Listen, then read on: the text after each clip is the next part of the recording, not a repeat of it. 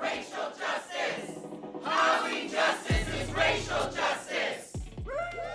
Future for housing justice looks like not just surviving but thriving. It looks like having everything you need to be successful. It looks like kids having a space to call home that makes them feel welcome. It looks like community. It looks like partnership. It looks like each one teach one. It looks like a bright future. Once I was part of a mass displacement of hundreds of people, and you begin to think about housing, you realize there's nothing more important than housing. Housing is a human basic need, like the air we breathe. It is not something that is a commodity. It's not something that people can live without. People need to be able to have sustainable living for themselves and for their family. At the bare bones of it, it's just about being a human, about the humanity of a person. I was talking with someone recently and I heard it come out of my mouth where I was like, our broken housing system.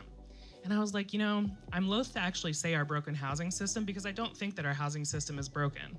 I think that it is by design made this way to oppress people in our communities, right? Poor folks, particularly Black and brown folks, indigenous folks. Housing justice is racial justice because this nation is built on a system of systemic racism. Those who are your oppressors honestly don't believe that you deserve what they have, that you deserve to be free, that you deserve to be housed. Race is very much a part of this housing crisis and how we got here, and I think because people are economically vulnerable, landlords have taken advantage of that, and that has been unfortunately disproportionately Black and brown people. Housing justice is racial justice because it was really affecting Black and brown people, but now we notice that it's really financially racist as well. So if you don't, again, have that money, you don't get in. Many of your orgs have and continue to explore how art and cultural strategies and organizing can be used to not only advance your policy campaigns, but also change the psyche of your target audiences.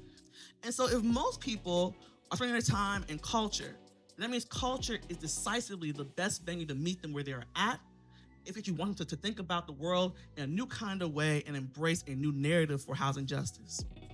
The stories need to be told everywhere, not just when we're testifying in city council, but sort of infuse it in art, in our movies, in our books, our performances.